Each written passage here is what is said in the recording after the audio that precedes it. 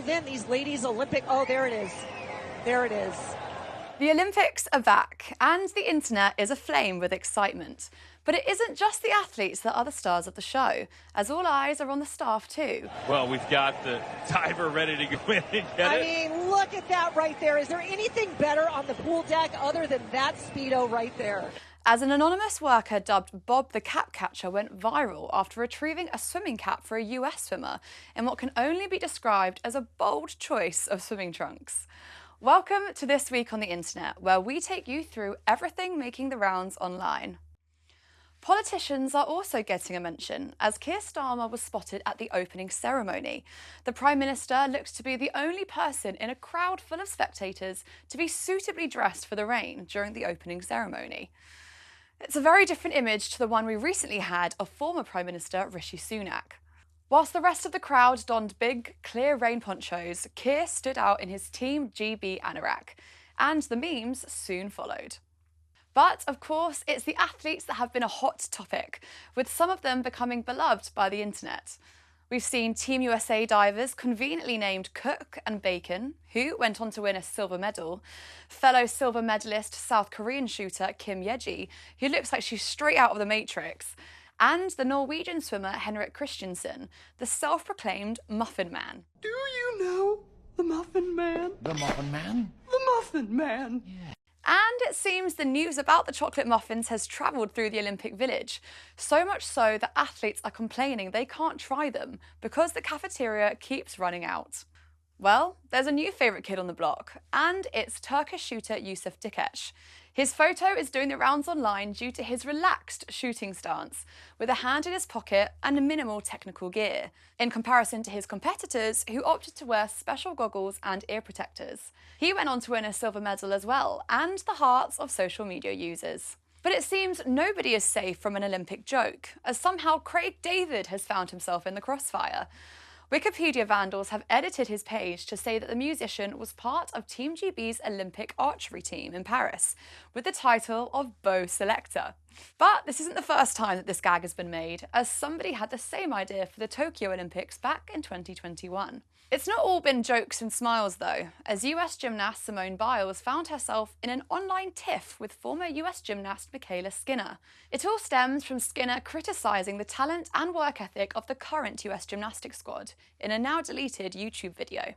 But besides Simone, I feel like the talent and the depth just isn't like what it used to be. I just noticed obviously a lot of girls don't work as hard. The girls just don't have the work ethic, and it's hard too because it's a safe sport. Coaches can't get on athletes and they have to be really careful what they say, which in some ways is really good, but at the same time, to get to where you need to be in gymnastics, you do have to be, I feel like, a little aggressive and a little intense. So, when Simone Biles won her 5th gold medal, making her the most decorated US gymnast in Olympic history, she wasn't shy about clapping back in her Instagram caption.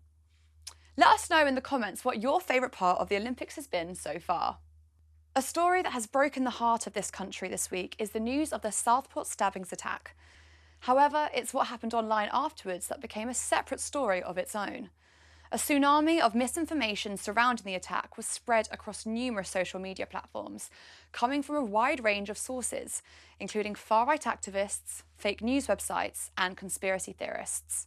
A false name of the attacker was circulated by a source seemingly called Channel 3 Now, which mixes what appears to be AI-generated news content from both the US and the UK, and it's styled like a mainstream American network news channel. The misinformation spread as these false claims were then shared by content creators on other video platforms, such as TikTok. In fact, one video posted by Bruce Randomness, which shared the false information, was viewed nearly 1 million times. He then had to upload an apology for spreading inaccurate facts out of anger. Let's give it a watch. The attack in Southport further exposes how quick and desperate people are to be racist. Wait now, for please it. request whenever something like this happens that people don't speculate on who has done it and what their motivations were, because obviously you don't know, and speculation can lead to lies and misinformation being shared, which isn't helpful to anybody, which he's very correct about. And I posted a video yesterday in pure anger where I saw some headlines over the internet and probably incorrectly named that guy, which I shouldn't have done, and I do apologise for that. However, It's a bit pot and kettle sometimes, isn't it? A quick swim across the pond now to talk about an X account called White Dudes for Harris.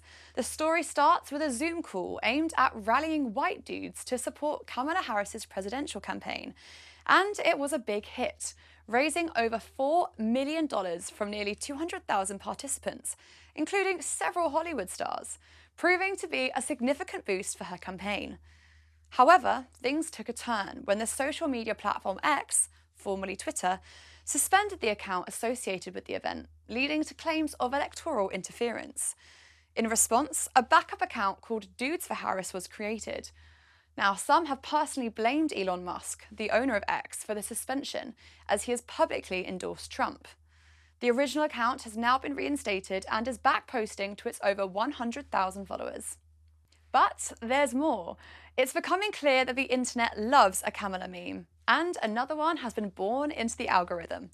The latest trend originates from her visit to Home Records in Washington, D.C. last year for Small Business Week, where she did a shopping haul to the press waiting outside of the shop. Let's give it a watch. What'd you get? So, do you know music? Okay, so first of all, Charlie Mingus, really one of the greatest jazz performers ever. One of my favorite albums of all time. Roy Ayers, Everybody Loves Sunshine. You know this one? So good. It's a classic. And then Porgy and Bess, right? And this is a beautiful one. It's Ella Fitzgerald and Louis Armstrong. So there you go. An X user has since created a meme generator, meaning social media users can get involved and insert their own record choices instead, some being more outlandish than others. Next, the internet has been enraged by a viral video clip by a content creator called Brie, who shared that a restaurant charged her $50 for having unruly kids. The video racked up over 500,000 views and thousands of comments, and showed an alleged receipt along with a voicemail from the supposed manager. Let's give it a watch. You have kids, do not eat at this restaurant because I just got charged a $50 unruly children fee. I have never heard of this happening before. We were having a normal dinner with our 2 kids and then all of a sudden we were slapped with a fine. They did call me and leave a voicemail, so listen to this and tell me if I was in the wrong or not. Hi, this is Alex calling from Elysian Table in Seattle. I was returning your request for a manager to call you regarding the unruly children fee. But there's a big plot twist. The story was entirely made up, with Brie using AI tool ChatGPT to construct the imaginary story. Another reminder to not believe everything you read online. Well, on that note, that's it for this week on the internet, and we'll see you next week.